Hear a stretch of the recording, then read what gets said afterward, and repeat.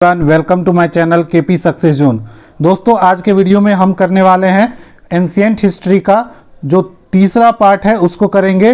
Total दोस्तों 500 question cover किया जाएगा। 2 पार्ट ऑलरेडी हो चुके हैं, 200 क्वेश्चन अपलोड कर दिया गया है चैनल पे, तो अगर आप लोग नहीं देखें तो उसको जाके देख सकते हैं। और टोटल 500 क्वेश्चन अपलोड किया जाएगा दोस्तों। ये है दोस्तों तीसरा पार्ट, इसमें भी 100 क्वेश्चन कराया जाएगा आपको और इसमें टॉपिक वाइज क्वेश्चन कराया जा रहा है बिहार सचिवालय को ध्यान में रखते हुए, ताकि आपका एक भी क्वेश्चन बाहर ना आए।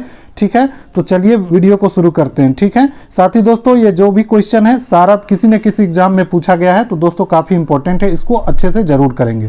पहला क्वेश्चन है दोस्तों, पुरी में रथ यात्रा किसके सम्मान में निकाली जाती है? तो पुरी में रथ यात्रा जो निकाली जाती है दोस्तों भगवान जगन्नाथ के सम्मान में निकाली जाती है। ये उड़ीसा के पुरी में ये रथ यात्रा निकाला जाता है। ठीक है, तो ये अगला क्वेश्चन पे चलते हैं। अगला है दोस्तों, नासिक में कुंभ मेला निम्न में से किस एक नदी के तट पर लगता है? तो नासिक में जो कुंभ मेला लगता है दोस्तों वो किस नदी के तट पे लगता है? तो गोदावरी नदी के तट पे लगता है। ठीक है, नासिक में कुंभ मेला कहाँ पे लगता है? तो गोदावरी नदी के तट पे। अगला क्वेश्चन है दोस्तों, 6ठी सदी और ईसवी पूर्व की राजनीतिक दशा। ठीक है, अब अगला टॉपिक है, तो उज्जैन का प्राचीन में क्या नाम था? उज्जैन का दोस्तों प्राचीन में क्या नाम था? तो उज्जैन का प्राचीन में जो नाम था दोस्तों वो था अवंतिका। अवंतिका उज्जैन का प्राचीन में नाम था। ठीक है, अगला है दोस्तों, पाटलिपुत्र के संस्थापक कौन थे? पाटलिपुत्र के संस्थापक कौन थे?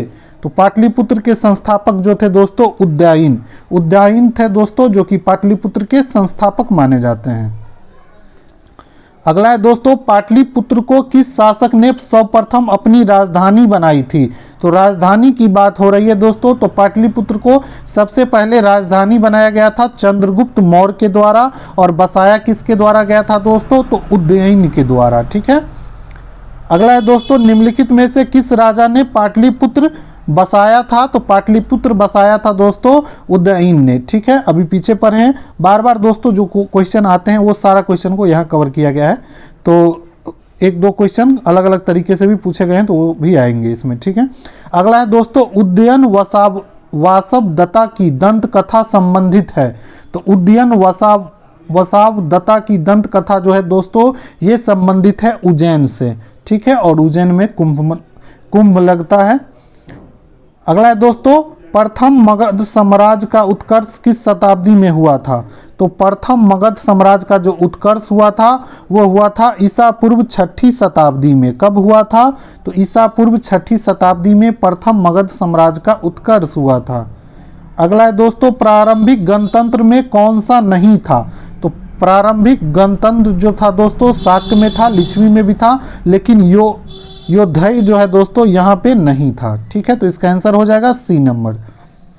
अगला है दोस्तों, विश्व का पहला गणतंत्र वैशाली में किसके द्वारा स्थापित किया गया था? तो पहला गणतंत्र वैशाली में किसके द्वारा स्थापित किया गया था? तो ये किया गया था लिच्छवी के द्वारा। और ध्यान रखेंगे दोस्तों ये विश्व का पहला गणतंत्र था और हमारे बिहार में था, तो गर्व की बात है ये। अगला है दोस्तों, ईसा वर्ष पूर्व 6ठी सदी में विश्व की प्रथम गणतंत्रात्मक व्यवस्था कहाँ थी? तो अभी बताएं दोस्तों वैशाली में, बिहार के वैशाली में। अगला क्वेश्चन पे चलते हैं दोस्तों। अगला क्वेश्चन है, 12वीं शताब्दी ईसा वर्ष पूर्व 16 महाजनपद के विषय में निम्नलिखित में से किस बौद्ध ग्रंथ में सूचना मिलती है? तो ये मिलती है दोस्तों अंगुत्तर निकाय में। अगर दोस्तों यहाँ बौद्ध ग्रंथ बोले तो अंगुत्तर निकाय, अगर जैन ग्रंथ रहता तो जैन ग्रंथ में होता है दोस्तों भगवती सूत्र। ठीक है, भगवती सूत्र में भी 16 महाजनपद का चर्चा मिलता है, और ये जो भगवती सूत्र है ये जैन धर्म से संबंधित है, तो कई बार घुमा के क्वेश्चन पूछता है, तो इससे भी आंसर में जैन धर्म भी देगा, तो इस तरीके से आप कर लोगे। ठीक है, अगला है दोस्तों, महाभारत के अनुसार उत्तरी पंचाल की राजधानी थी। तो महाभारत के अनुसार उत्तरी जो पंचाल थी दोस्तों उसकी राजधानी क्या थी? तो अहिछत्र जो थी दोस्तों उत्तरी पंचाल की राजधानी हुआ करती थी। अगला है दोस्तों, 6ठी शताब्दी में सुक्तिमती राजधानी थी। 16 महाजनपद थे दोस्तों, और सभी का दोस्तों राजधानी काफ़ी इंपॉर्टेंट है, पूछा जाता है एग्जाम में। ठीक है, देखिए यहाँ कितने बार पूछा गया है। 6ठी शताब्दी में सुक्तिमती जो है दोस्तों वो किसकी राजधानी थी? तो चेदी वंश का जो राजधानी था वो था शक्तिमती। अगला है गोदावरी नदी के तट पर स्थित महाजनपद कौन सा था?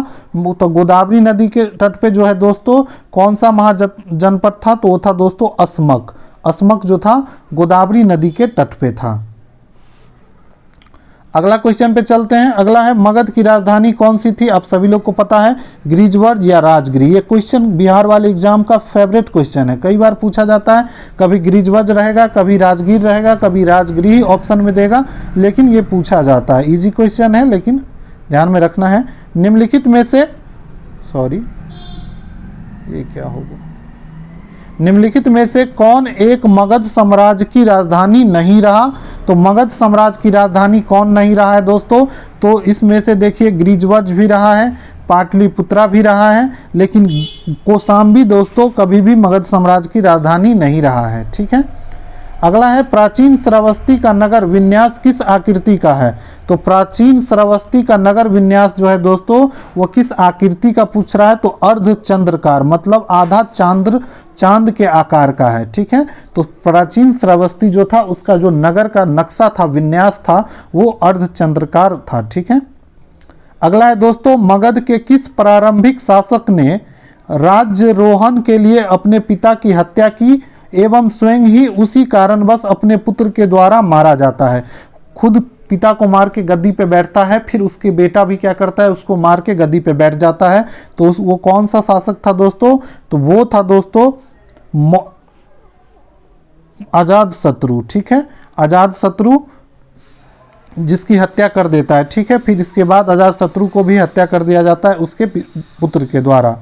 ठीक है, अगला है दोस्तों नंद वंश के पश्चात मगध पर किस राजवंश ने शासन किया था? तो नंद वंश के बाद जो शासन किया गया था दोस्तों मौर्य वंश का। नंद वंश के बाद कौन सा आयन थे? तो मौर्य वंश। अगला है दोस्तों गौतम बुद्ध के समय का प्रसिद्ध वैद्य जीवक जो था किसके दरबार से संबंधित है? तो जीवक जो है दोस्तों ये रहते थे किसके दरबार में? तो ये रहते थे बिंबिसार के दरबार में। ठीक है, ये उसके राजवैदक थे। इन्होंने दोस्तों गौतम बुद्ध का भी इलाज किया था। अब देखते हैं यूनानी आक्रमण, अगला चैप्टर है।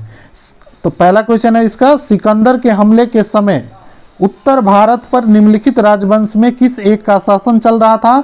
तो सिकंदर जब आक्रमण करता है दोस्तों उस समय यहाँ पे नंद वंश का शासन चल रहा होता था, और घनानंद जो है दोस्तों इस समय शासक हुआ था। ठीक है, निम्नलिखित में से मगध का कौन सा राजा सिकंदर महान के समकालीन है? तो घनानंद है दोस्तों, जो सिकंदर महान के समकालीन, क्योंकि इसी के समय में सिकंदर ने आक्रमण किया था भारत पे।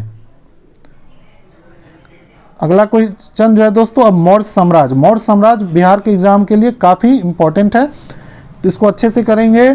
ठीक है, और दोस्तों अगर वीडियो को लाइक कीजिए, वीडियो अच्छा लग रहा है तो, और ज़्यादा से ज़्यादा शेयर कीजिए, सपोर्ट कीजिए चैनल को, ताकि इसी तरह के वीडियो हम और सब्जेक्ट का भी लाएं और आपको जितने भी पूछे हुए क्वेश्चन है एग्जाम तक करा दें, ताकि आपको एग्जाम में दिक्कत ना हो। ठीक है, तो वीडियो को लाइक कीजिए दोस्तों, शेयर कीजिए ज़्यादा से ज़्यादा, और चैनल को दोस्तों सब्सक्राइब कर लीजिए।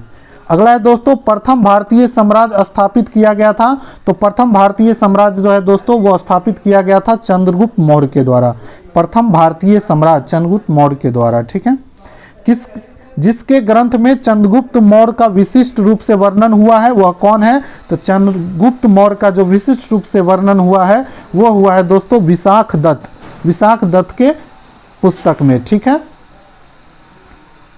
अगला है दोस्तों सेंड्रोकोटस से चंद्रगुप्त मौर्य की पहचान किसने की थी? तो सेंड्रोकोटस के रूप में चंद्रगुप्त मौर्य की जो पहचान किया गया था वो आर.के. मुखर्जी के द्वारा किया गया था। आर.के. मुखर्जी ने चंद्रगुप्त मौर्य को सेंड्रोकोटस के रूप में पहचान किया था। अगला है दोस्तों निम्नलिखित में से किसने सेंड्रोकोटस या चंद्रगुप्त मौर्य और सिकंदर महान की भेंट का उल्लेख किया था? तो चंद्रगुप्त मौर्य और सिकंदर महान की भेंट का उल्लेख किए थे दोस्तों जस्टिन महोदय ने। अगला है कौटिल्य जो है दोस्तों वो प्रधानमंत्री थे। तो कौटिल्य जो थे दोस्तों प्रधानमंत्री चंद्रगुप्त मौर्य के थे। कौटिल्य के बारे में कई नाम है इनका, विष्णुगुप्त भी कई बार दिया जाता है कि विष्णुगुप्त किसके प्रधानमंत्री थे, तो विष्णुगुप्त जो है दोस्तों ये भी इन्हीं का नाम था। ठीक है, तो इसको भी याद रखेंगे। अगला है दोस्तों, चाणक्य ने अपने बचपन में किस नाम से जाने जाते थे, तो चाणक्य का बचपन में जो नाम था दोस्तों वो था विष्णुगुप्त। ठीक है, आ ही गया। कौटिल्य का अर्थशास्त्र एक है, तो कौटिल्य जो है विष्णुगुप्त उन्होंने एक पुस्तक लिखी थी अर्थशास्त्र, और ये जो है दोस्तों इसका संबंध है शासन के सिद्धांतों की पुस्तक है। ये क्या है, शासन के सिद्धांत, किस तरीके से शासन किया जाए उसकी पुस्तक है, उसका सिद्धांत इसमें दिया गया है। अगला है दोस्तों, कौटिल्य का अर्थशास्त्र में किस पहलू पर प्रकाश डाला गया है, तो इसमें दोस्तों राजनीतिक नीतियों पर प्रकाश डाला गया है। ठीक है, अगला है दोस्तों, निम्नलिखित में से किसकी तुलना मैकियावेली के प्रिंस से की जाती है, या मैकियावेली का राजकुमार बोला जाता है, तो ये बोला जाता है दोस्तों कौटिल्य के अर्थशास्त्र को, कौटिल्य का अर्थशास्त्र को मैकियावेली के प्रिंस से की जाती है। ठीक है, तुलना की जाती है। अगला है दोस्तों, पाटलिपुत्र में स्थित चंद्रगुप्त का महल मुख्यतः बना था, तो पाटलिपुत्र में जो चंद्रगुप्त का महल है दोस्तों ये बना था लकड़ी से। ठीक है, किससे बना था, तो लकड़ी से बना हुआ महल था। ठीक है, इसका वर्णन किया जाता है दोस्तों मेगास्थनीज के द्वारा, जब वो उसके दरबार में आते हैं। उसकी पुस्तक थी दोस्तों इंडिका, इसी में इसका वर्णन मिलता है। किस प्राचीन नगर के अवशेष कुम्हरार स्थल से प्राप्त हुए हैं, जी हाँ दोस्तों ये वही कुम्हरार है, पटना का कुम्हरार स्थल है, आप सभी लोग जानते होंगे, NMCH के पास है। कुम्हरार स्थल से प्राप्त हुए हैं, तो ये प्राप्त हुए हैं दोस्तों पाटलिपुत्रा के, पाटलिपुत्रा में प्राचीन नगर है प्राचीन नगर। तो कुम्हरार, अगर आप लोग पटना में हैं तो कुम्हरार जाइए और उस अवशेषों को देखिए, काफ़ी अच्छा लगेगा। ठीक है, और अगर आप पटना म्यूजियम जाते हैं वहाँ भी काफ़ी चीज़ें हैं जो प्राचीन भारत से और मगध साम्राज्य के बारे में काफ़ी अच्छे से दिया गया है। तो अगर आप लोग वहाँ जाएंगे काफ़ी अच्छा फील होगा। ठीक है, तो ज़रूर जाइए। अगला है दोस्तों, बुलंदी बाग प्राचीन स्थान था, बुलंदी बाग जो है दोस्तों प्राचीन स्थान था, कहाँ का, तो बुलंदी बाग जो है दोस्तों पाटलिपुत्र का एक प्राचीन स्थान था। अगला है दोस्तों, निम्नलिखित में से किस मौर्य राजा ने दक्कन की विजय प्राप्त की थी, तो दक्कन में विजय प्राप्त करने वाले मौर्य शासक पूछ रहा है, तो यह है दोस्तों चंद्रगुप्त मौर्य। चंद्रगुप्त मौर्य ने दक्षिण भारत में दक्कन पे विजय प्राप्त किया था।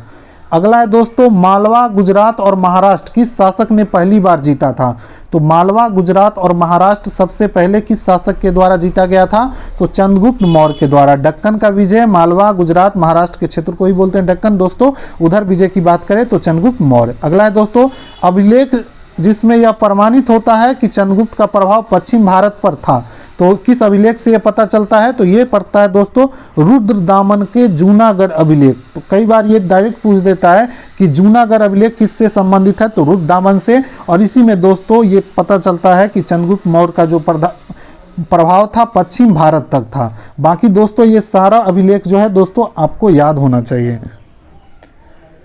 अगला है दोस्तों, गुजरात चंद्रगुप्त मौर्य के साम्राज्य में सम्मिलित था, यह प्रमाणित होता है, तो गुजरात चंद्रगुप्त मौर्य से साम्राज्य में सम्मिलित था, यह प्रमाणित होता है दोस्तों रुद्रदामन के जूनागढ़ अभिलेख से। और ये कहाँ पे है दोस्तों, जूनागढ़ तो आपको पता ही होगा, ये गुजरात में ही आता है।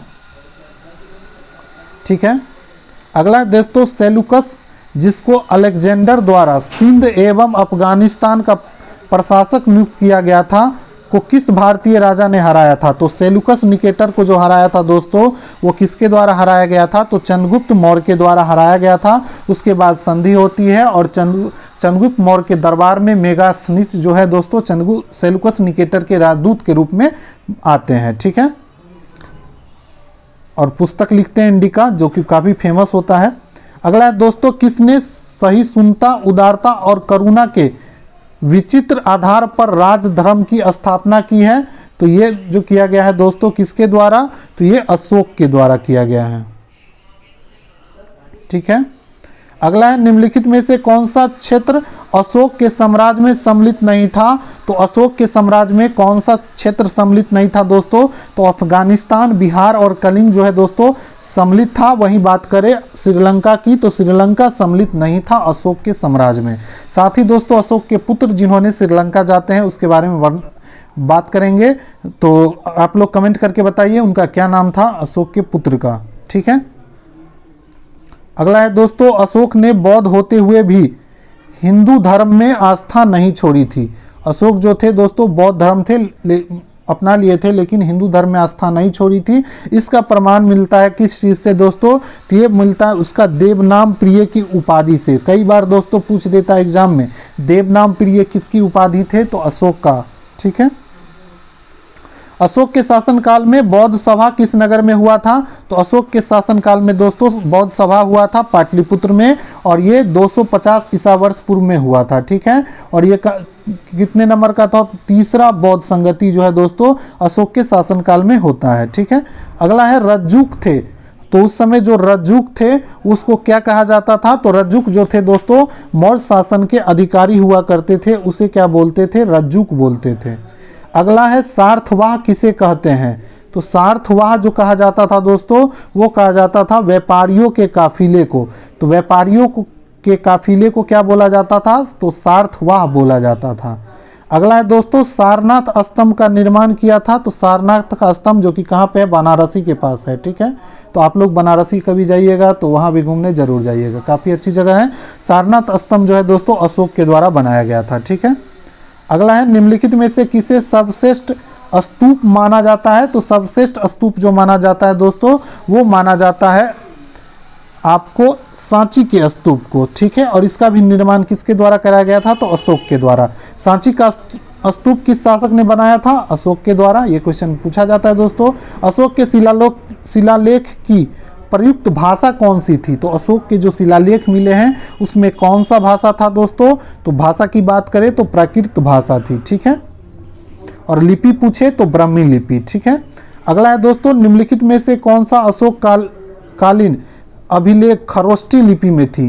तो कौन सा ऐसा अभिलेख है जो खरोष्टी लिपि में थी? तो खरोष्टी लिपि में थी दोस्तों शहबाज गढ़ी का जो अभिलेख है वो खरोष्टी लिपि में थे। ठीक है। अगला है दोस्तों प्राचीन भारत का प्राचीनतम शिलालेख किस भाषा में है? तो प्राचीन भारत का जो सबसे प्राचीनतम शिलालेख है दोस्तों वो है प्राकृत भाषा में। किस भाषा में? प्राकृत भाषा में। कई बार दोस्तों पाली से कंफ्यूज हो जाते हैं तो याद रखना है सबसे प्राचीनतम है प्राकृत। अगला है दोस्तों पत्थर पर प्राचीनतम शिलालेख किस भाषा में है? तो पत्थर पे प्राचीनतम शिलालेख जो है दोस्तों पत्थर पे पूछ रहा है तो पत्थर पे हो जाएगा प्राकृत में। ठीक है।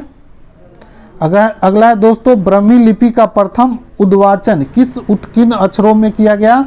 तो ब्राह्मी लिपि का जो प्रथम उद्वाचन जो है दोस्तों ये किया गया था पत्थर की पट्टियों पर, पत्थर के पट्टियों पर किया गया था। ठीक है। अगला क्वेश्चन पे चलते हैं। अगला क्वेश्चन है कि अशोक के शिलालेख को सर्वप्रथम किसने पढ़ा था? तो अशोक के शिलालेख को दोस्तों जो पढ़ा गया था वो जेम्स प्रिंसेप के द्वारा पढ़ा गया था। जेम्स प्रिंसेप ने सबसे पहले अशोक के शिलालेख को पढ़ा था। अगला है दोस्तों ब्राह्मी लिपि को सर्वप्रथम किसने पढ़ा था? तो ब्राह्मी लिपि को सर्वप्रथम पढ़ा गया था आपको जेम्स प्रिंसेप के द्वारा। अगला है वह स्थान जहां पाक अशोक ब्राह्मी लिपि का पता चलता है। तो वो स्थान जो है दोस्तों वो है अनुराधापुर। अनुराधापुर आप लोग कमेंट करके बताइए कि अनुराधापुर करंट में कहाँ है? करंट लोकेशन जल्दी से कमेंट कीजिए। अगला है प्राचीन भारत में निम्नलिखित में से कौन सी एक लिपि दाईं से बाईं ओर लिखी जाती थी? तो मतलब दाएं से मतलब इधर से इधर लिखा जाता था, उल्टा जैसे अभी हम लोग लिखते हैं उसके जस्ट अपोजिट। तो ये है दोस्तों कौन सी? तो खरोष्टी लिपि। खरोष्टी लिपि दाएं से बाईं लिखी जाती थी। अगला है दोस्तों अशोक का अपने शिलालेख में समांतर जिस नाम से उल्लेख हुआ है वह है। तो अशोक को अपने शिलालेख में दोस्तों किस नाम से जाना जाता है? तो प्रियदर्शनी या देवनाम प्रिय भी बोला गया है अशोक को ही। ठीक है। तो प्रियदर्शनी है शिलालेख में। अगला है दोस्तों निम्नलिखित में से किस एक अभिलेख में अशोक के व्यक्तिगत नाम का उल्लेख मिला है? उनके व्यक्तिगत नाम जो अशोक है वो किस अभिलेख से मिला है दोस्तों? तो वो मिला है मास्की अभिलेख से। मास्की अभिलेख से। अगला है दोस्तों निम्नलिखित अभिलेखों में से किस अभिलेख में अशोक का नाम मिला है? तो अभी बताएं दोस्तों किसमें? तो मास्की का लघु शिलालेख। ठीक है।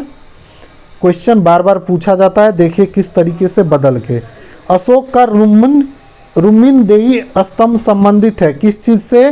तो अशोक का जो रुमिनदेही स्तंभ जो है दोस्तों वो संबंधित है बुद्ध के जन्म से। किससे संबंधित है? तो बुद्ध के जन्म से। तो अगर पूछे कि बुद्ध के जन्म से अशोक के कौन सा स्तंभ संबंधित है, तो रुमिनदेही स्तंभ। अगला है दोस्तों गुर्जरा लघु शिलालेख, जिसमें अशोक का नामोल्लेख किया गया है, कहाँ स्थित है? तो गुर्जरा लघु शिलालेख जिसमें अशोक का नामोल्लेख किया गया है वो स्थित है दोस्तों गुर्जरा अभिलेख। ये है दोस्तों मध्य प्रदेश के दांतिया जिला में। अगला है दोस्तों वह स्तंभ जिसमें अशोक ने स्वयं को मगध का सम्राट बताया। तो अशोक ने स्वयं को मगध का सम्राट बताया है किस अभिलेख में? तो भाब्रू अभिलेख में। भाब्रू अभिलेख में अशोक ने स्वयं को मगध का सम्राट घोषित किया है। अगला है दोस्तों कालसी प्रसिद्ध है। तो कालसी किस चीज़ के लिए प्रसिद्ध है? तो कालसी जो है दोस्तों अशोक के शिलालेख के कारण प्रसिद्ध है। और देखिए दोस्तों अशोक से कितना क्वेश्चन पूछा जाता है और कितना क्वेश्चन बनता है। तो दोस्तों अशोक को अच्छे से करेंगे, ठीक है। अगला है दोस्तों उत्तराखंड में सम्राट अशोक के शिलालेख की एक प्रति कहाँ मिली है? तो उत्तराखंड में सम्राट अशोक के शिलालेख की एक प्रति मिली है दोस्तों, और वो पूछ रहा है कहाँ मिली है? तो कालसी में मिली है। कहाँ पे? कालसी उत्तराखंड में। अगला है कलिंग युद्ध विजय तथा क्षतियों का वर्णन अशोक के किस शिलालेख में किया गया है? तो कलिंग के विजय का जो वर्णन किया गया है दोस्तों वो अशोक के शिलालेख, और वो है दोस्तों 13वें शिलालेख में। ठीक है, 13वें शिलालेख में कलिंग की विजय का वर्णन किया गया है। अगला है दोस्तों निम्नलिखित में से किस दक्षिण भारत का उल्लेख अशोक के अभिलेख में नहीं है? तो कौन सा राज्य है दक्षिण भारत का जिसका उल्लेख नहीं मिलता है अशोक के अभिलेख में? तो वो है दोस्तों सातवाहन वंश। सातवाहन वंश का उस समय उल्लेख नहीं मिलता है अशोक के किसी भी शिलालेख में। अगला है दोस्तों टालेमी फिलाडेल्फस, जिसके साथ अशोक के राजनयिक संबंध थे, कहाँ का शासक था? तो ये है दोस्तों, ये कहाँ का शासक था? तो मिस्र का शासक था। इसका नाम इतना अजीब है, ठीक है। अगला है दोस्तों अशोक का समकालीन तुर्मे कहाँ का राजा था? तो अशोक का समकालीन तुर्मे जो है दोस्तों वो मिस्र का राजा था। तो इसको भी याद रखना है। अगला है दोस्तों निम्नलिखित में से किस राजवंश के शासकों के सुदूर देशों जैसे सीरिया और मिस्र के साथ राजकीय संबंध थे? तो सीरिया और मिस्र के साथ संबंध थे दोस्तों मौर्य काल के शासकों का, ठीक है, और मेनली अशोक का। प्रसिद्ध यूनानी राजदूत मेगास्थनीज भारत में किसके दरबार में आया था? तो चंद्रगुप्त मौर्य के दरबार में सेलुकस निकेटर का ये राजदूत था। अगला है दोस्तों मेगास्थनीज ने भारतीय समाज को कितनी श्रेणी में बांटा था? तो मेगास्थनीज ने भारतीय साम्राज्य को दोस्तों 7 भागों में विभाजित किया था। अगला है मौर्य साम्राज्य का विभाजन 7 वर्गों में विशेष तौर पर उल्लेखित है। तो यह है दोस्तों मेगास्थनीज के इंडिका में। इंडिका जो है दोस्तों वो पुस्तक थी मेगास्थनीज का जिसमें उन्होंने मौर्य साम्राज्य के बारे में लिखा था, ठीक है। वह स्रोत जिससे पाटलिपुत्र के प्रशासन का वर्णन उपलब्ध है, तो पाटलिपुत्र के प्रशासन का वर्णन जो है दोस्तों वो मिलता है इंडिका में, मेगास्थनीज की पुस्तक इंडिका में। अगला है दोस्तों निम्नलिखित में से कौन सा स्रोत मौर्य के नगर प्रशासन का विस्तृत विवरण प्रस्तुत करता है? तो मौर्यों के नगर प्रशासन का विस्तृत विवरण प्रस्तुत करता है दोस्तों वो कौन सा अभिलेख है? तो विवरण है, तो वो है दोस्तों राजस्व के स्रोत। वो है दोस्तों मेगास्थनीज के इंडिका में। मेगास्थनीज के इंडिका में मौर्यों के नगर प्रशासन का विस्तृत प्रस्तुत मिलता है। अगला है दोस्तों मेगास्थनीज की पुस्तक का नाम क्या था? तो अभी बताएं दोस्तों इंडिका मेगास्थनीज की पुस्तक का नाम है। भाग और बलि थे। भाग और बलि क्या थे दोस्तों? तो भाग और बलि जो होते थे राजस्व के स्रोत हुआ करते थे। मौर्य काल में भूमि कर जो कि राज्य की आय का मुख्य स्रोत था किस अधिकारी द्वारा एकत्रित किया जाता था? तो भूमि कर जो एकत्रित किया जाता था और उस समय आय का प्रमुख स्रोत हुआ करता था वो किया जाता था सीता अध्यक्ष के द्वारा, ठीक है। सीता अध्यक्ष को दोस्तों क्या बोला जाता था? जो कर को इकट्ठा करके लाता था उससे, ठीक है। अगला है मंत्रिपरिषद। मौर्य मंत्रिपरिषद में निम्न में से कौन सा राजस्व इकट्ठा करने से संबंधित है? तो राजस्व से इकट्ठा करने के संबंधित है दोस्तों, वो कौन है? तो समाहर्ता। समाहर्ता जो था राजस्व इकट्ठा करता था। अगला है दोस्तों, निम्नलिखित में से मौर्ययुगीन अधिकारी तौलमान का प्रभारी था। तौलमान या माप तौल का जो था दोस्तों, उसे बोला जाता था पोतवा अध्यक्ष। क्या बोला जाता था? पोतवा अध्यक्ष। अगला है दोस्तों, मौर्य काल में शिक्षा का सर्वाधिक प्रसिद्ध केंद्र कौन था? तो सबसे प्रसिद्ध केंद्र था दोस्तों मौर्य काल में शिक्षा का, तो वो बात करें तो वो है दोस्तों तक्षशिला। तक्षशिला जो है दोस्तों मौर्य काल में प्रसिद्ध था। ठीक है, नालंदा जो है दोस्तों वो गुप्त काल में बनता है, तो इसे मौर्य काल से पहले जो था वो तक्षशिला ही था, तो कंफ्यूज नहीं होना है। अगला है दोस्तों, गांव के शासन को स्वायत्त शासी पंचायतों के माध्यम से संचालित करने की व्यवस्था का सूत्रपात किसने किया था? तो ये किया गया था दोस्तों मौर्यों के द्वारा। ठीक है, मौर्य सम्राट से देखिए कितना क्वेश्चन पूछा जाता है। ये सारा क्वेश्चन जो है दोस्तों किसी न किसी एग्जाम में पूछा गया है। ठीक है, अगला है दोस्तों, प्राचीन भारत के निम्नलिखित ग्रंथों में से किसमें पति द्वारा परित्यक्त पत्नी के लिए विवाह विच्छेद की अनुमति दी गई है? तो विवाह विच्छेद की अनुमति दी गई है दोस्तों किसमें? तो अर्थशास्त्र में। अगला है दोस्तों, निम्नलिखित में से पुनर्विवाह वर्जित है? तो किसमें पुनर्विवाह वर्जित है? तो पुनर्विवाह जो है मनुस्मृति में वर्जित है। मनुस्मृति में पुनर्विवाह को वर्जित किया गया है। और वहीं जातक दोस्तों ये काफ़ी इंपॉर्टेंट है, इसमें बुद्ध के पुनर्जन्म की कथा है, तो इसको भी आप लोग याद रखेंगे। अगला है दोस्तों, अंतिम मौर्य सम्राट कौन था? तो अंतिम मौर्य सम्राट जो था दोस्तों वो कौन था? तो बृहद्रथ। बृहद्रथ जो है दोस्तों अंतिम मौर्य सम्राट था। अगला है दोस्तों, निम्नलिखित में से कौन सा एक तीनों के समकालीन नहीं था? तो तीनों के समकालीन पूछ रहा है। जो मिलिंद है दोस्तों ये तीनों के समकालीन नहीं था, बाकी गौतम बुद्ध, प्रसेनजित और बिंबिसार के समकालीन थे। कई बार क्वेश्चन पूछा जाता है ये कि गौतम बुद्ध किसके समकालीन थे।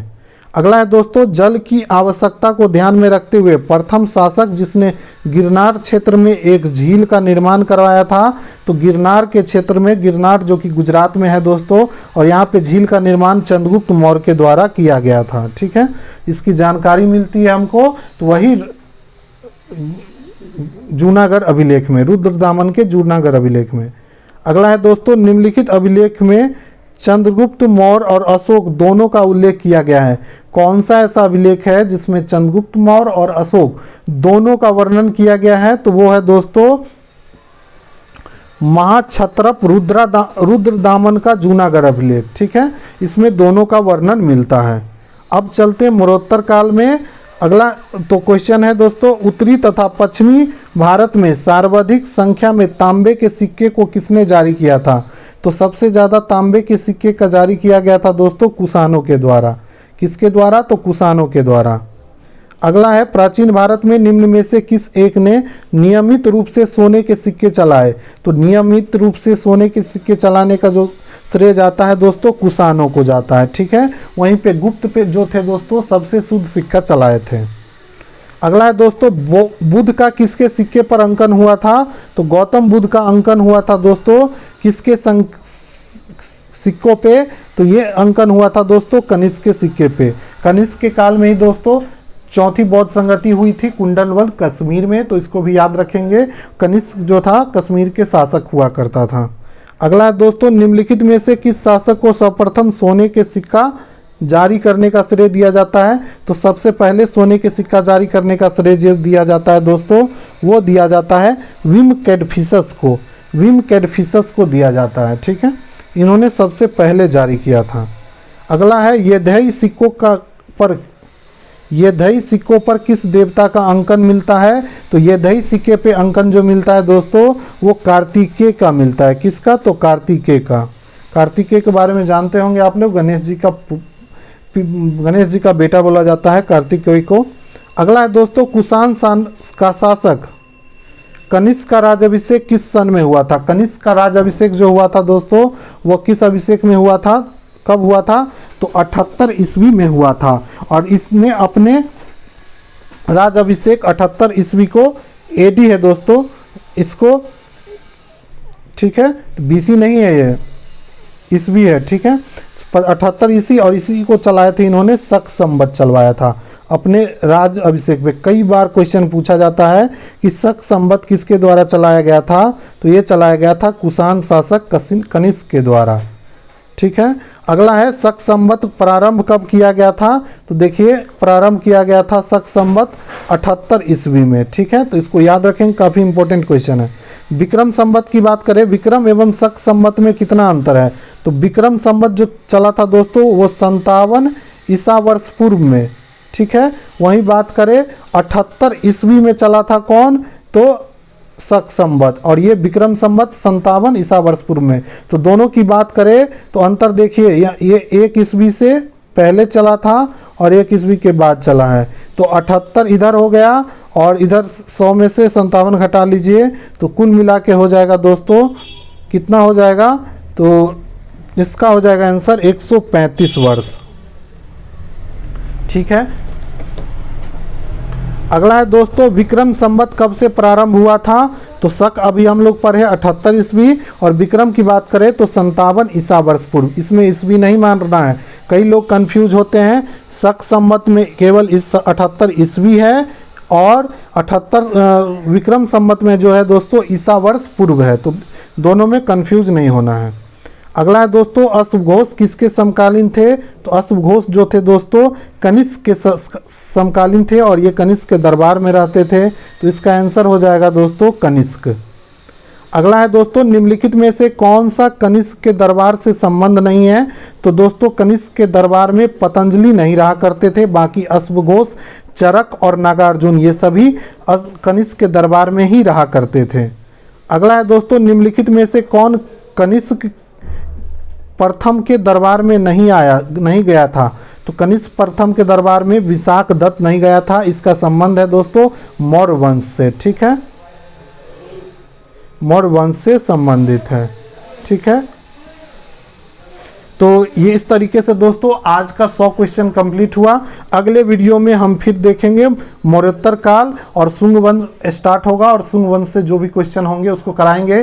तो दोस्तों इस तरीके से 300 क्वेश्चन कवर हो चुका है, 200 क्वेश्चन और है, उसको भी हम कवर करेंगे 2 वीडियो में। तो आप लोग वीडियो पे बने रहें, चैनल को सब्सक्राइब कर लें। साथ ही दोस्तों अपने साथियों के पास भी शेयर करें ज़्यादा से ज़्यादा, ताकि हमारे चैनल को भी सपोर्ट कीजिए, ताकि हम इसी तरीके से वीडियो लाते रहें आपके लिए, ठीक है। तो थैंक यू, वीडियो को अच्छा लगा हो तो। बाकी मिलते हैं अगले वीडियो में, तब तक के लिए बाय।